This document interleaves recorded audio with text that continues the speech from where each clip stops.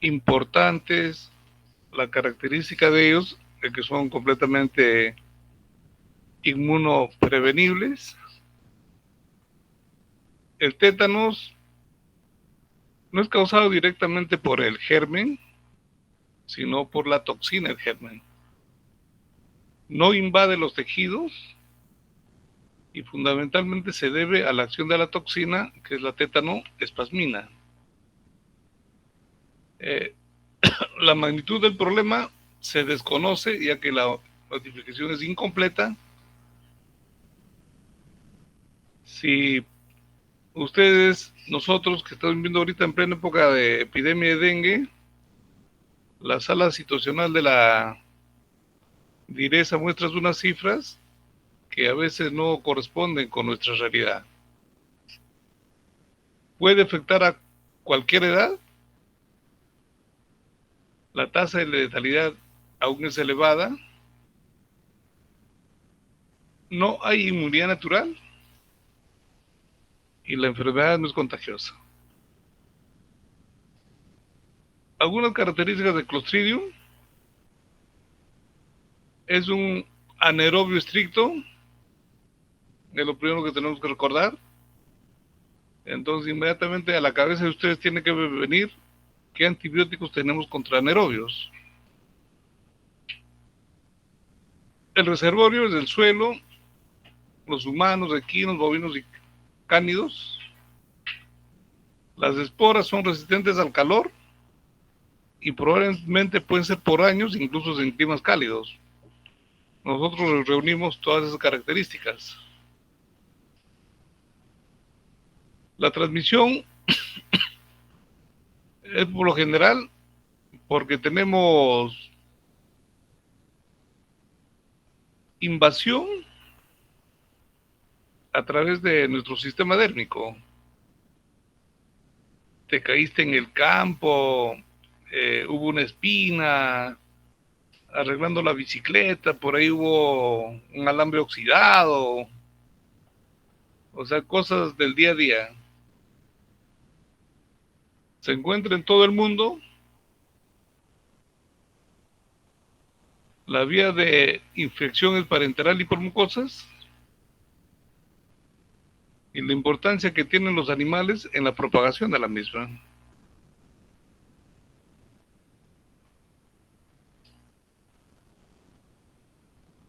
Más o menos, para hablar de cuánto nuestras cifras hemos tenido por 1000 nacidos vivos por tétanos neonatal, el detalle: probablemente haya un subregistro, porque en plena época de la pandemia por el COVID, recuerden ustedes que casi todos, toda la atención, todo el foco fue atender este COVID. Asimismo, recordemos que como problema de salud no todo es COVID. Tenemos de por sí ya nuestra patología habitual, problemas respiratorios, problemas digestivos, etc. Más común en climas cálidos. Prácticamente para nosotros todo el año, todos los meses son cálidos.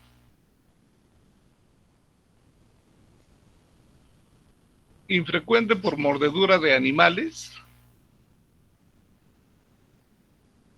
y prácticamente para que haya tétanos neonatal es porque prácticamente la atención del parto ha sido una condición extrema que aún sucede en nuestro país.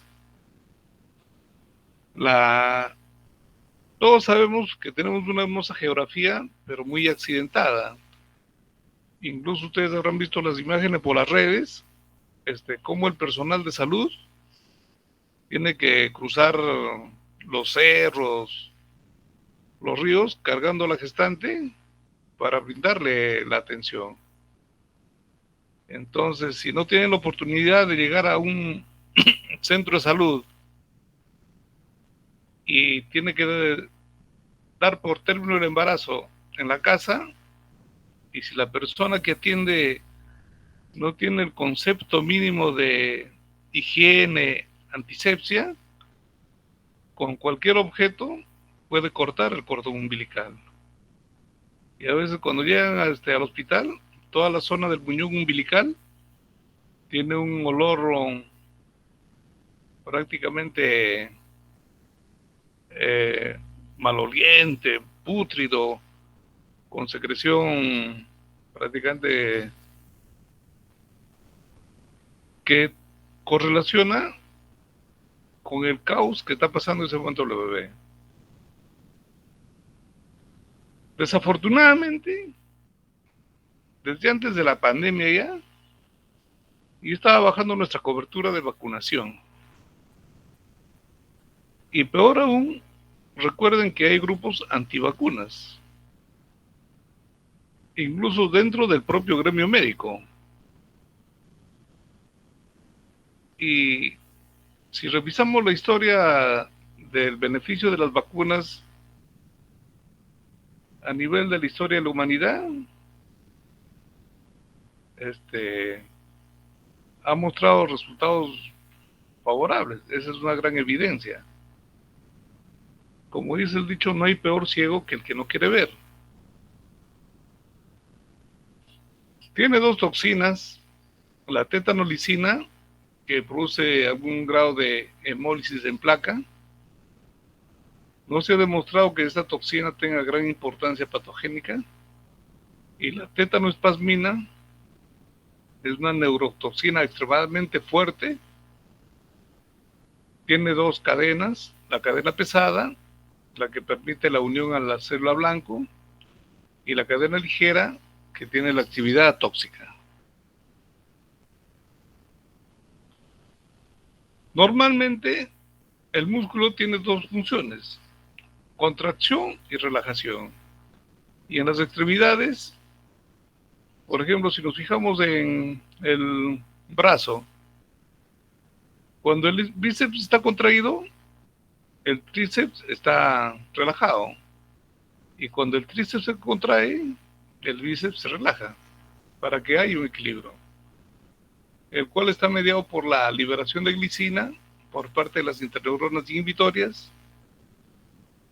La glicina bloquea la excitación en las neuronas motoras por un mecanismo de acción similar al GABA. La glicina se une a su receptor, GLIR, y da lugar a una hiperpolarización por aumento de la concentración intracelular de cloro. Al encontrarse la interneurona bloqueada, no puede liberar acetilcolina en la placa motora y por lo tanto la contracción muscular se frena. La neurotoxina tetánica actúa sobre las interneuronas inhibitorias del sistema nervioso, sobre todo a nivel del médulo espinal. Esta unión es altamente específica. Al encontrarse unida la tetanoespasmina, no se produce la liberación de glicina por parte de las interneuronas y por lo tanto la acetilcolina sigue liberándose de manera sin control por parte de las neuronas motoras. Como conclusión, vamos a tener una contracción permanente, continua, que esto se conoce como parálisis espástica convulsiva. Si esto afecta a los diferentes músculos, vamos a tener compromiso diverso, incluso puede producir asfixia. En situaciones de normalidad, hay equilibrio entre la inhibición y la excitación a nivel de la sinapsis. Sin embargo, cuando tenemos a la tetanoespasmina, hay un bloqueo. Entonces fácilmente el músculo queda en una contracción permanente.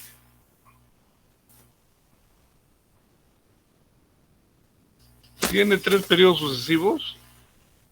El primer periodo, cuando ocurre la penetración del conducto tetani en el organismo, prácticamente puede ser porque Recordemos que nuestra barrera primera de protección es la piel, pero si hay una herida, nos caemos sobre un clavo oxidado o cualquier objeto cortante, esta vía de protección puede ser rota. El bacilo prolifera en heridas punzantes y en la cicatriz umbilical de los recién nacidos. Las heridas deben ser profundas e irregulares. Uno no sabe con qué puede lastimarse, ¿no? Con presencia de cuerpos extraños y fenómenos locales de necrosis. Y en la lesión, las esporas se convierten en esporas vegetativas, que son las que producen las toxinas. Durante el segundo periodo, hay diseminación de la toxina, la cual prácticamente va a ir por vía nerviosa y por vía humoral.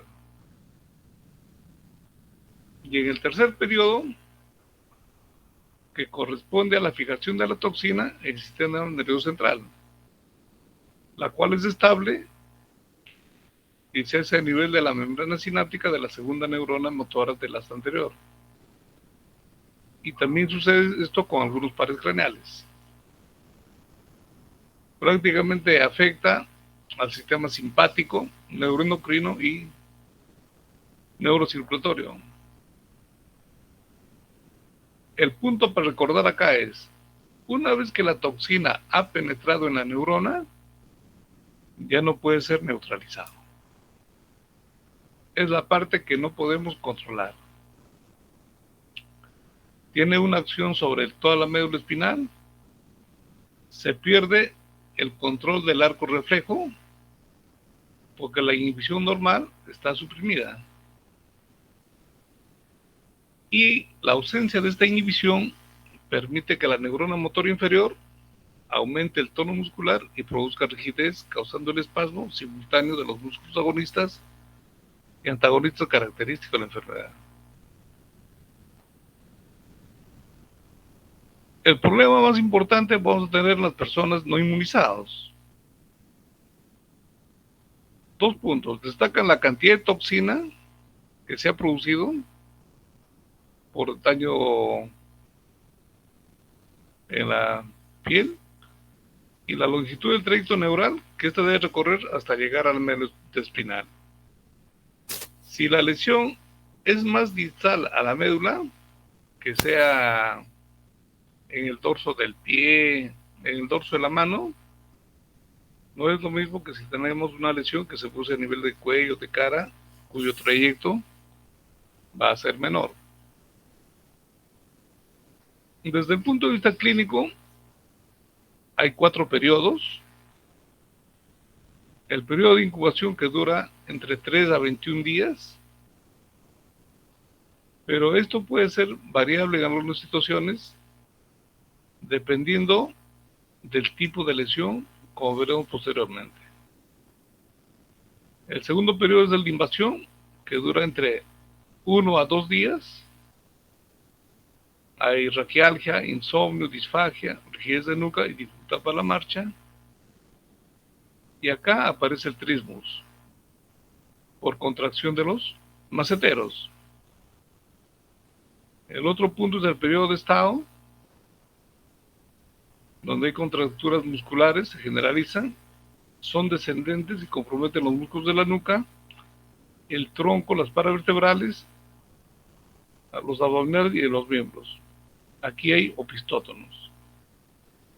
Se hace presente la fase denominada tetánica o de risa sardónica.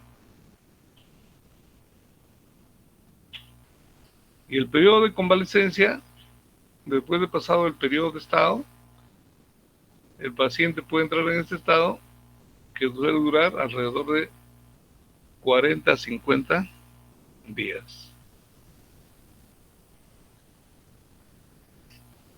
Clásicamente tiene 4 formas clínicas. El tétano generalizado, que es la forma más común, empieza con trismus, hay risa sardónica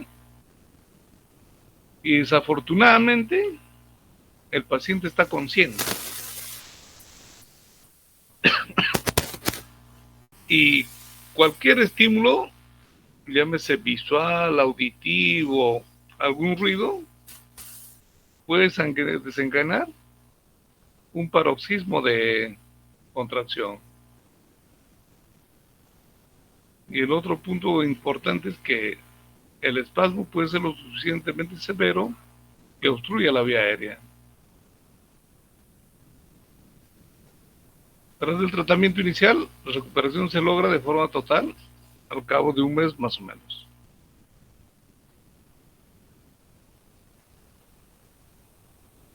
Prácticamente tenemos acá 2 niños que están en la UCI y están en opistótonos.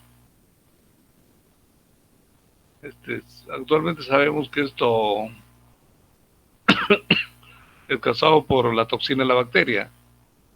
Sin embargo, recuerden, en la Edad Media, hasta antes de muchos hallazgos, el pensamiento era mágico-religioso. Pensaba en una posesión. eh, los evaluadores de los pacientes que tenían este problema de salud. El tétano localizado se caracteriza por rigidez de los músculos asociados al sitio de inoculación de las esporas. No es muy frecuente. El cefálico se trata de una forma especial del tétanos localizado que afecta a la musculatura dependiente de los nervios craneales. Puede ser del par 7, 8, 9. Y sobre todo, otro gran problema es el tétanos neonatal.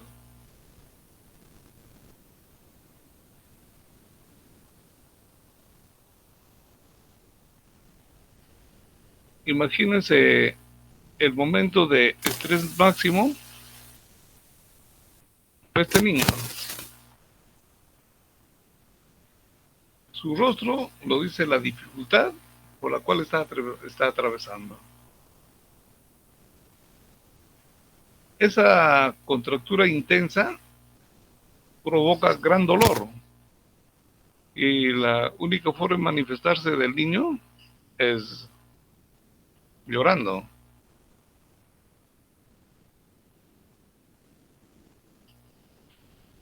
El diagnóstico eminentemente es clínico.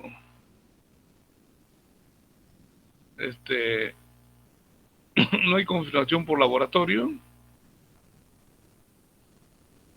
El dato relevante a tener en cuenta es que el paciente no tiene el calendario de vacunas al día. Es el dato importante. El líquido cefalorraquídeo es normal, la electromiografía y descargas continuas motoras con ausencias, silencios.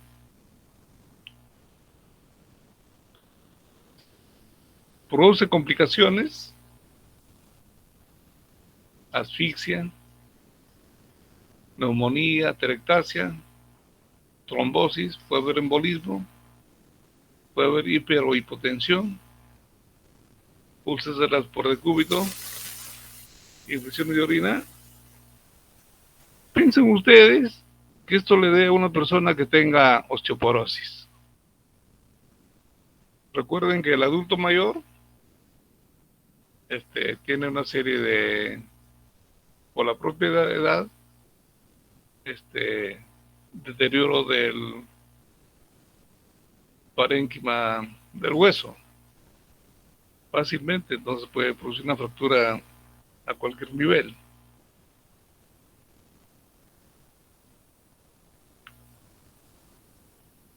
En el diagnóstico diferencial hay que tener en cuenta varios procesos. Puede haber tetania hipocalcémica, un dosaje de calcio es importante, absceso alveolar, meningitis, encefalitis, rabia, donde hay hidrofobia, ingesta de fenotiazina, metoclopramida, envenenamiento por estricnina, pero en el cual no se presenta tetrismus. En el tratamiento Como es una urgencia, que puede ser emergencia, recuerden el ABC, la vía aérea, es un dato importantísimo. Detener la producción de toxinas, el manejo de la herida, limpieza, curación, escisión de la zona afectada. Y como antibiótico se recomienda el uso de metronidazol. Una alternativa podría ser también penicilina G sódica, pero metro es el medicamento de elección. Neutralización de la toxina no unida con inmunoglobulina antitetánica o con toxoide tetánico. Control de los espasmos musculares. Puede ser diazepam, puede ser bloqueo muscular o incluso puede requerir ventilación asistida para darle una relajación absoluta al paciente. Y el manejo de la disautonomía, llámese con un beta 2 como la betalol, atropina, marcapaso.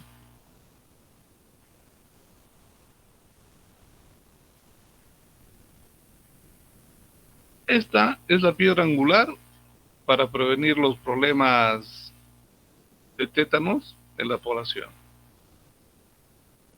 Según nuestro calendario nacional, la primera, segunda y tercera dosis que se aplican al segundo, cuarto y sexto mes respectivamente, va de la mano, ¿no? Se coloca la pentavalente, va de la mano con la polio inyectable, la primera y segunda dosis. La sexta dosis, a los 6 meses, se puede colocar la pentavalente y se usa la antipolio oral, la APU. Hay que colocarle 2 refuerzos,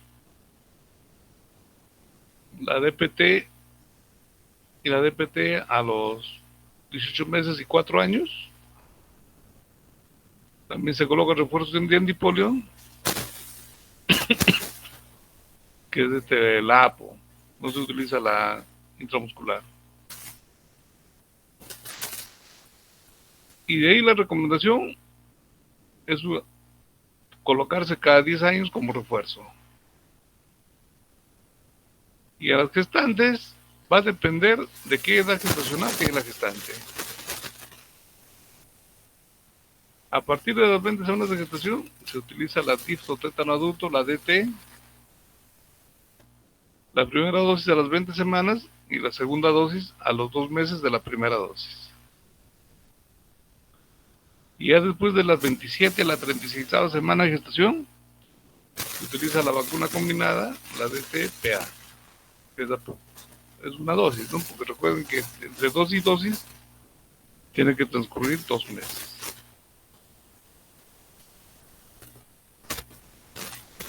Otro detalle importante es con respecto más o menos si la herida es no tetanógena o es una herida tetanógena. Por el tiempo de la herida, el punto de corte son más o menos 6 horas. La configuración de la herida, si es una herida lineal, es diferente si fuese una herida con abulsión, con abrasión. La profundidad del punto de corte es 1 centímetro. El mecanismo de lesión, si es un borde cortante, si es un proyectil, aplastamiento, quemadura. Si hay unos signos de infección, si hay tejido desvitalizado, si hay unos contaminantes, si hay tejido denervado y o isquémico, también son puntos a tener en cuenta para diferenciar ambos tipos de heridas.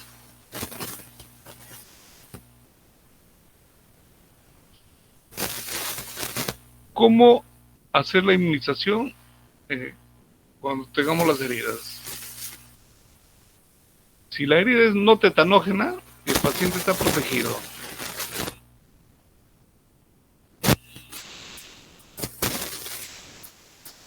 Nada.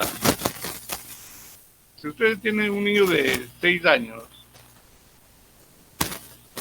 y se cortó con un objeto en el colegio, ven su calendario de vacunas, tiene las 3 vacunas del primer año, tiene los refuerzos, no hay que hacer nada. Si el paciente fue protegido, pero la última dosis fue hace más de 10 años, ahí sí se debe colocar un refuerzo. Y si el paciente no está protegido, hay que administrar Toxoid. Y una situación diferente es en la herida tetanógena. Si el paciente está protegido, no se hace nada. Pero para eso tenemos que ver el carnet de vacunas, o si la persona recuerda exactamente que su calendario es correcto.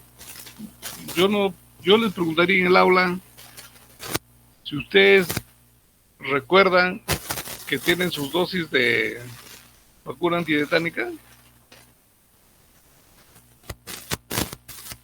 porque a veces le pregunto a la ama, eso se me extravió en la mudanza de la casa, con la lluvia se mojó el carnet, esas cosas. En el paciente protegido, pero última dosis fue mayor de 5 años, hay que colocarle un refuerzo por el tipo de herida. Y en el paciente no protegido, hay que utilizar toxoide más inmunoglobulina. ¿Alguna pregunta hasta acá?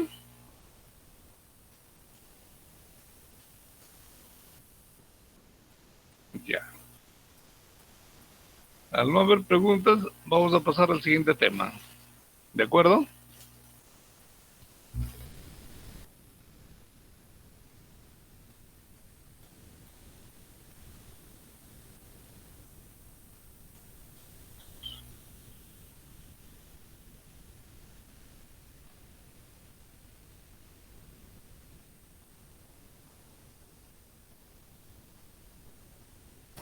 ¿Se ve?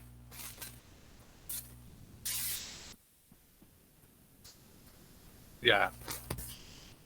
Los siguientes minutos vamos a hablar de parálisis flácida aguda,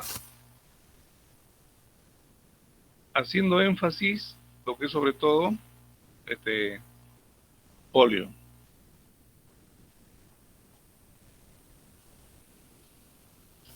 La definición es una definición de tipo operativa diseñada por la campaña de la OMS en la década de los 80 con el objetivo de erradicar la polio del mundo, por lo que se intentó incluir todos los casos de probable poliomielitis. Esta definición incluye 3 grandes aspectos: instalación aguda o hiperaguda en menos de 5 días, cuadro clínico caracterizado por una disminución o pérdida de fuerza y tono muscular, acidez de una o más extremidades, pudiendo acompañarse de participación craneal. Y lo otro es la edad, presentarse en niños menores de 15 años.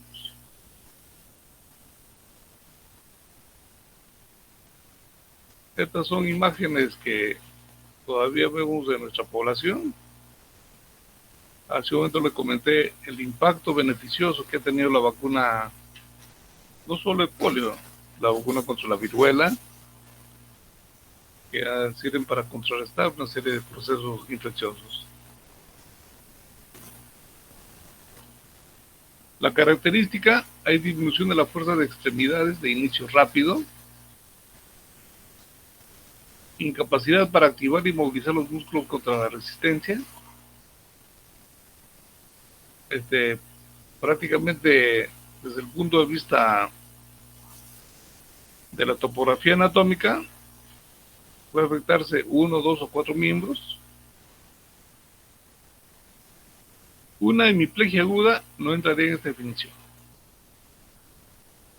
Y hay que diferenciar de paresia, que es déficit motor originado por lesión de primera motoneurona. Y también tenemos que sacar de este grupo Niños que hayan tenido debilidad por algún tipo de accidente, porque incluso muchos niños, la primera consulta que lo hacen es con el traumatólogo. Representan una urgencia pediátrica, porque prácticamente podría requerir ventilación asistida. Frente a un paciente con debilidad muscular, se deben considerar tres aspectos: el diagnóstico diferencial, manejo de la deficiencia ventilatoria y diagnóstico y tratamiento de mioglobinuria y radomiólisis. Porque recuerden que tiene impacto a nivel renal. Con mayor frecuencia, la parálisis displasia aguda se debe a una lesión de la unidad motora, soma de la segunda motoneurona, los axones, la unión neuromuscular y las fibras musculares, definiendo topográficamente. La importancia en la vigilancia epidemiológica es la presentación de poliomielitis paralítica, que prácticamente su notificación debe ser inmediata y obligatoria.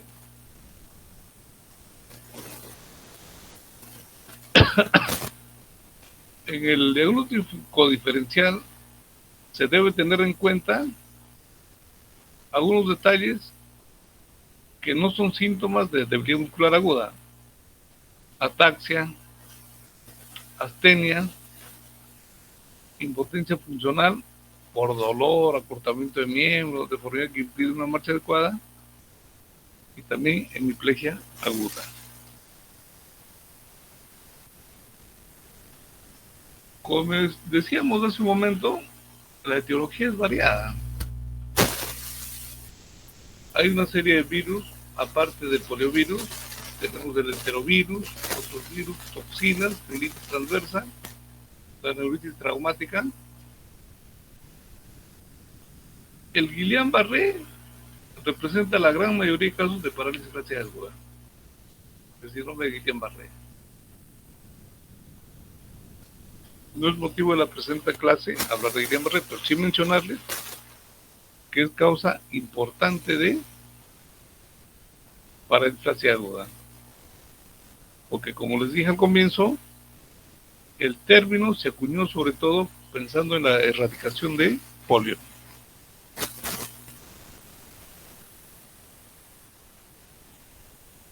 Características de debilidad muscular según el grado de lesión. Puede ser por compromiso a nivel central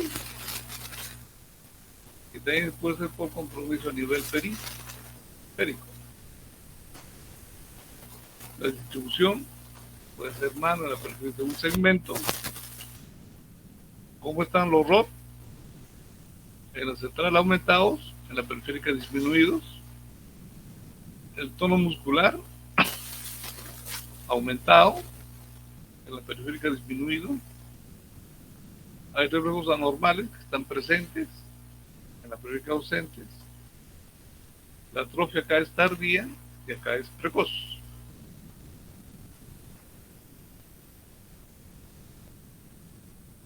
Diferentes niveles de lesión. Y tenemos una enfermedad en actos anteriores del médula espinal. El ejemplo es poliomielitis. Vamos a tener debilidad asimétrica y un glicosídeo positivo. Pero si el problema es de médula espinal, puede ser por mielitis transversa, absceso epidural, puede haber paraparesia, trastorno esfinteriano, trastorno de la sensibilidad. Y si es de nervios periféricos, prácticamente estamos hablando de Guillain-Barré. Y cuando hablamos de Guillain-Barré, un agente importante, por ejemplo, es la causa postinfecciosa secundaria a la infección por Campylobacter. Va a haber parálisis ascendente, simétrica, debilidad facial.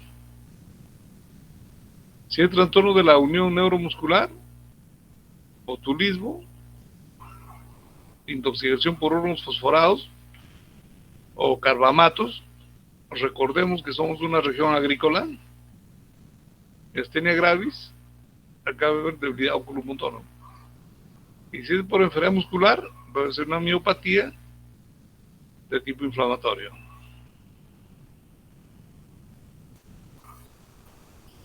Entonces, en la evaluación diagnóstica de parálisis flácida aguda, ¿qué vamos a tener? El reporte inmediato. Es lo primero que se tiene que hacer. Más aún ustedes que dentro de algún tiempo van a ir al CERUM. Evaluación por neurología. El uso de imágenes diagnósticas, no en todos lugares hay resonancia magnética. No en todos los lugares hay electromiografía, pero sí son válidos en la evaluación de estos pacientes.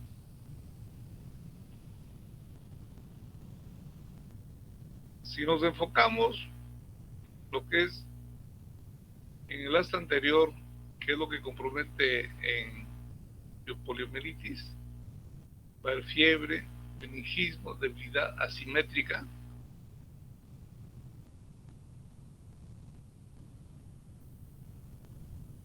Los reflejos osteotendidos están disminuidos, hay denervación. Es un punto a tener en consideración cuando hablamos de parálisis flácida aguda. Desde el punto de vista de la localización, puede ser en el encéfalo o en la médula espinal.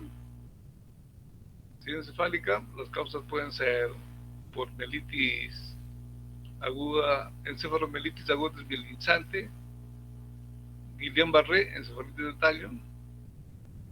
Si es periférica, sobre todo en el asta anterior, tenemos poliomielitis, y desde hace algún tiempo, hace un par de décadas, se está hablando de que el enterovirus A71 y D68 produce un cuadro parecido a la polio, le llaman polio-like.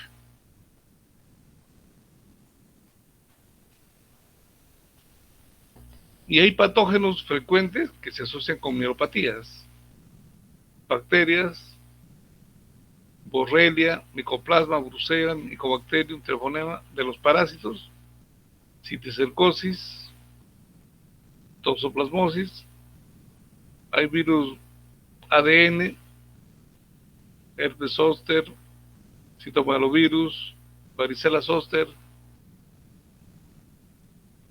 de los RNA virus, los flavivirus, Zika, virus del Nilo del Oeste, enterovirus, poliovirus, enterovirus, coxsackie-virus y los virus retrovirales.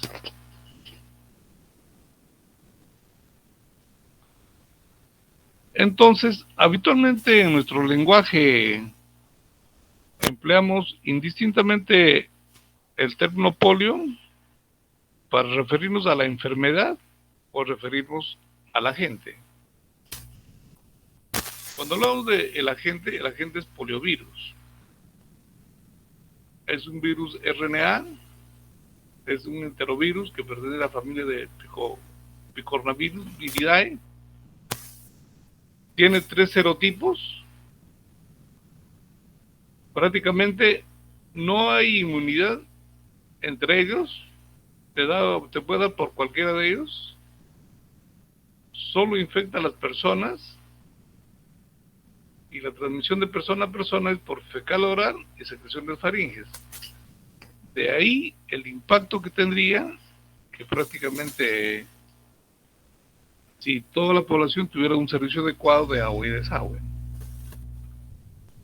La enfermedad, que es la poliomielitis, es una enfermedad infecciosa causada por el poliovirus. El virus invade el sistema nervioso y puede causar parálisis permanente. Felizmente, la mayoría de las personas infectadas no presentan síntomas. Una de cada 200 infecciones produce parálisis permanente y puede causar la muerte. El único reservorio del ser humano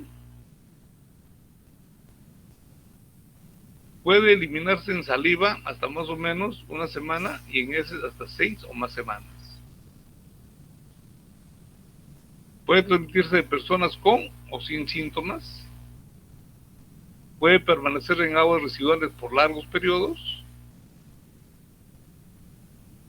Y el punto a tener en consideración, que las personas no vacunadas están en alto riesgo para poliomielitis paralítica y se exponen al virus salvaje o al virus derivado de vacuna oral.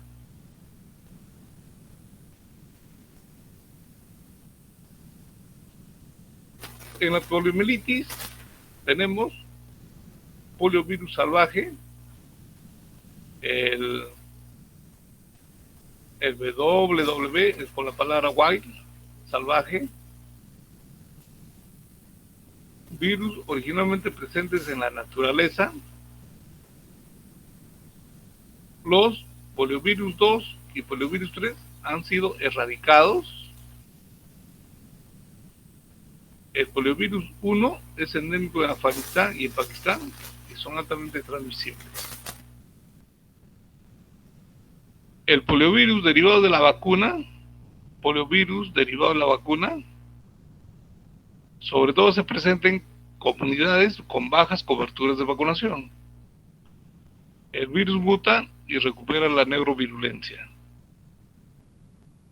Tienen riesgo de transmisión, se pueden generar en individuos inmunodeficientes.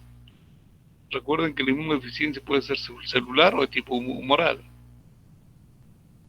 Y clasificación final de poliovirus derivados por la vacuna, tenemos acá la CBDVP circulante, el equivalente a evidencia de transmisión humano-humano, la IBDPB asociada a inmunodeficiencia, y la ABDPB, que es ambiguo, se presenta en inmunos competentes y el virus no está genéticamente relacionado.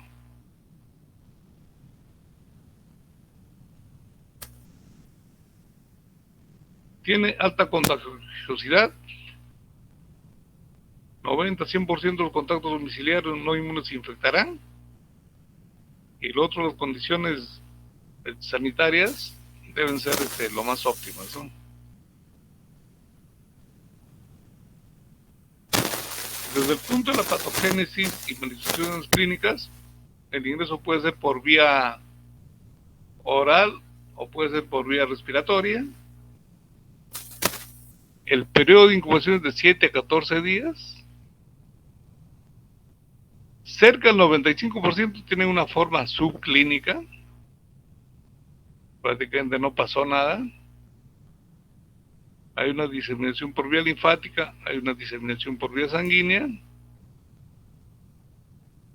Entre el 4 y 8% hace una forma abortiva, un poco de fiebre, cefalea, malestar, vómito, trinorrea, y hace que haya compromiso del sistema nervioso central. El 1% tiene una forma no paralítica, hay virus de líquido raquídeo más síntomas de meningitis, y menos del 1% tiene la forma paralítica, como de parálisis flácida aguda, y el compromiso vulvar, donde hay alta mortalidad, porque mata. En la enfermedad leve, prácticamente pasa como cualquier proceso viral. Fiebre, cefalea, odinofagia, es autolimitada. Y en la enfermedad grave tenemos dos presentaciones. La poliomielitis no paralítica, con un periodo de incubación de 7 a 21 días, donde hay ausencia de debilidad motora. Los síntomas típicamente incluyen fiebre, dolor de cabeza, vómitos y meningismo. La recuperación demora entre 3 a 3 días y la poliomielitis paralítica. En la poliomielitis paralítica, esta es una parálisis asimétrica, ascendente, el predominio es proximal, Hay flacidez, importante dolor muscular, pérdida de reflejos, hay atrofia y aparece 1 a 2 semanas posteriores a síntomas inespecíficos o leves.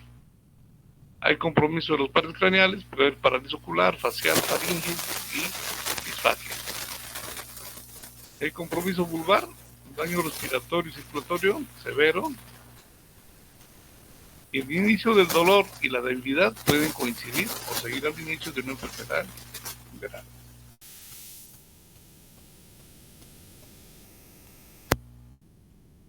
Prácticamente cualquier músculo, sobre todo a nivel de extremidades, puede verse afectado. En la imagen se ve que hay asimetría de glúteos.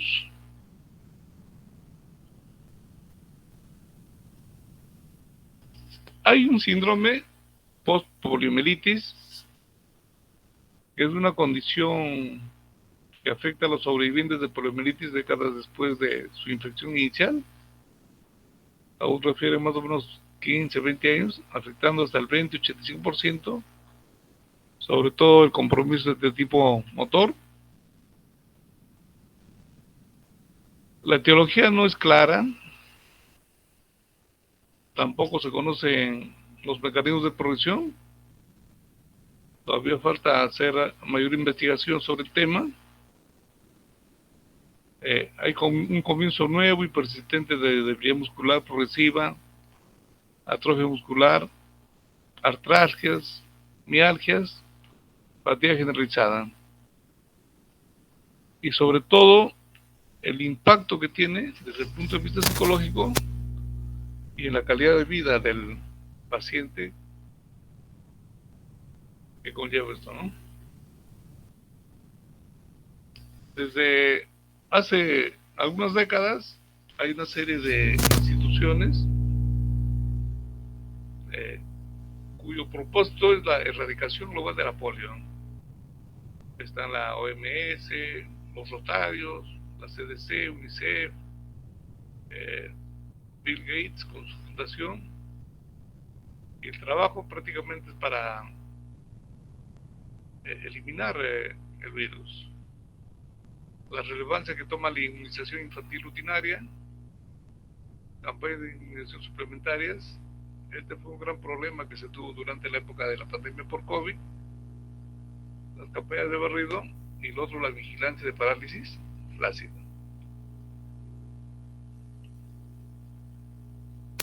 Tenemos 2 vacunas contra la polio,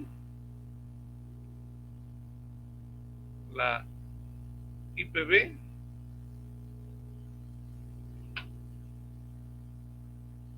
que fue introducida en 1955 por Salk. Es una vacuna inactivada que contiene los 3 serotipos. Se administra mediante inyección intramuscular o intradérmica, sin riesgo de producir poliovirus derivado de la vacuna. Produce una buena inmunidad humoral, protege contra la enfermedad paralítica, pero no detiene la replicación viral intestinal. Por otro lado, la OPV, o en nuestro lenguaje la APO, antipolio oral, que prácticamente fue licenciada en 1963, creada por Sabin. Esta es por virus vivos atenuados, que puede contener 1, 2 o los 3 serotipos. La administración es oral, proporciona inmunidad humoral e inmunidad intestinal de largo plazo, es eficaz para detener la transmisión. Sin embargo, en lugares con baja cobertura de vacunación, el virus puede mutar y revertirá neurovirulento. Entonces vamos a tener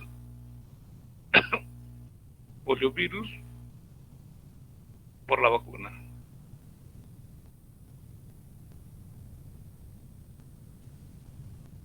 Con respecto a la erradicación de la polio, Recordar que erradicación es eliminar, disminuir a cero la incidencia mundial de la infección.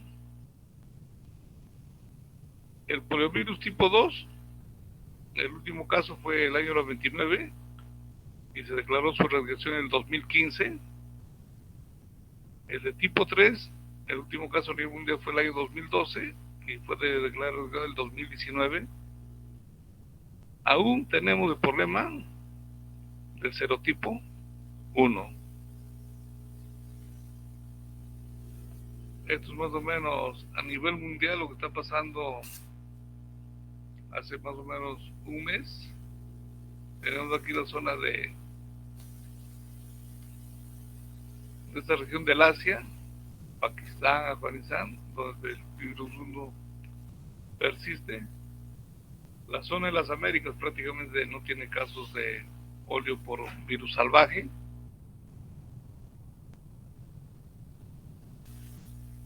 El último caso de poliovirus salvaje en la región, me refiero a América, fue el año 1991 en Pichanaki, que está en la zona central de nuestro país, y la certificación libre de polio fue el año 94. Pero en esta imagen pueden ver los casos de polio del año 85. Es por eso que la OMS enfatizó la lucha de la erradicación para la polio. Hubo un brote en Haití y República Dominicana, pero fue un brote controlado y fue asociado a vacuna.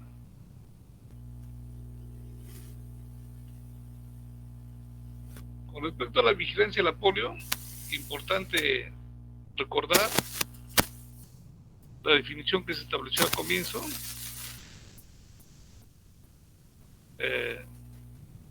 La edad, menores de 15 años.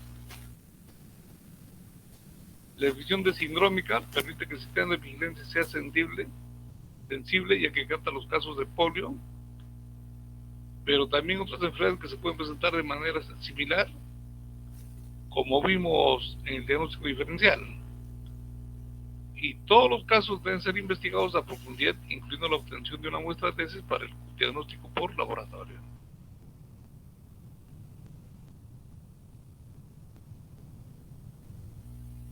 Un caso de parálisis flácida aguda,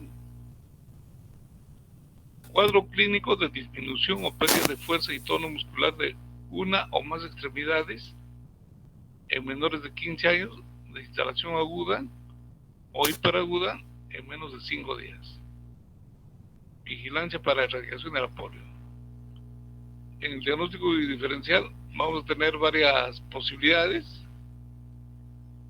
El más frecuente, Guillain-Barré, cerca del 40-60% de casos, pero la preocupación número 1 sigue siendo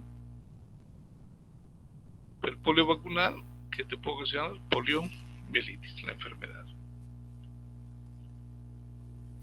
Con respecto al diagnóstico de polio, la confirmación de polio no se puede basar en las manifestaciones clínicas. Debemos tener en consideración las otras posibilidades. Y no todos los casos de polio pues se presentan con parálisis. El diagnóstico definitivo que debemos tener en cuenta: la recolección de la muestra de heces en menor de 14 días. Sin embargo, si una muestra se toma después de 14 días, no excluye el diagnóstico. El examen físico mayor de 14 días para confirmar si las muestras no fueron tomadas tempranamente. Y lo que sí sugiere el diagnóstico es una parálisis residual producto de la enfermedad.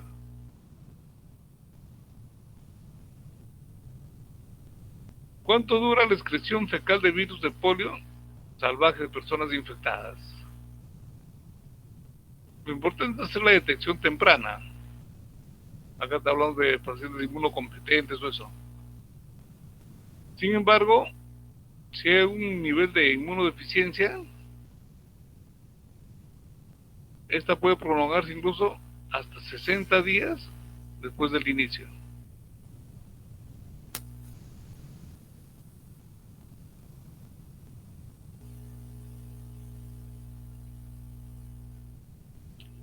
¿Cómo se investiga un caso sospechoso de polio? Caso probable de parálisis flácida, descartar si hay trauma o tumor, seguir el algoritmo, sí, no, pensar en la muestra de heces, de la muestra de heces que se aisló. En el Perú no se hace, por ejemplo, cultivo para aislar polio, ¿no? Se envía a Brasil. Con respecto a la vigilancia de la parálisis flácida aguda, definiciones de casos. Caso probable es toda persona mayor de 15 años de edad que presenta PFA con cualquier razón, excepto traumatismo grave o toda persona de cualquier edad en la que se sospeche poliomielitis. Fíjese, caso confirmado es la enfermedad paralítica flácida aguda asociada al aislamiento de poliovirus salvaje o poliovirus derivado de vacunas, con parálisis residual o sin ella. Tenemos caso compatible, que es la enfermedad paralítica aguda con parálisis residual similar a la poliomielitis al caso de 60 días, o bien falta de seguimiento o de función en la que no se obtuvo una muestra de heces durante los 15 días siguientes de la parálisis.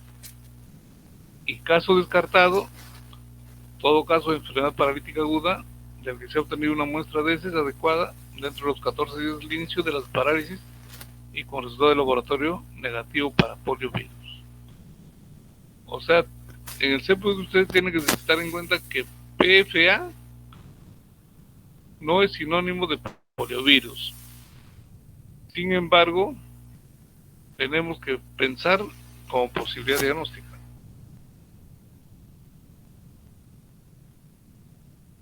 Para finalizar, casos de polio en las Américas 2022-2023.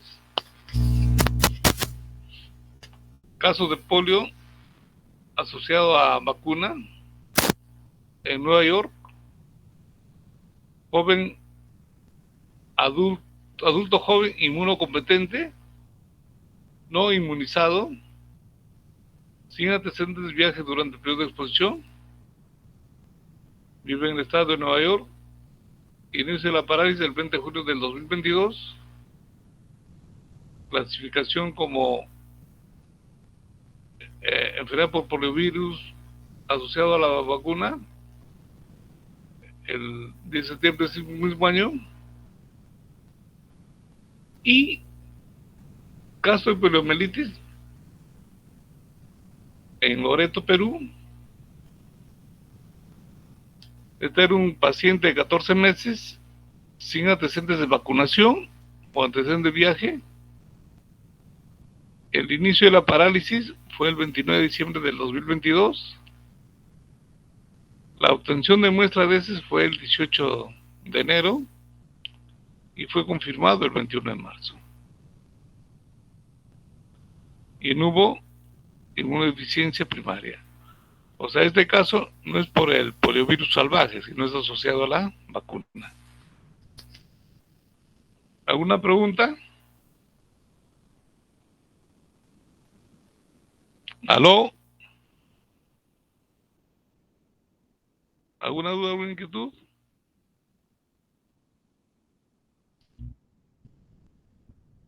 Ya, esa fue la última lámina, Galecia.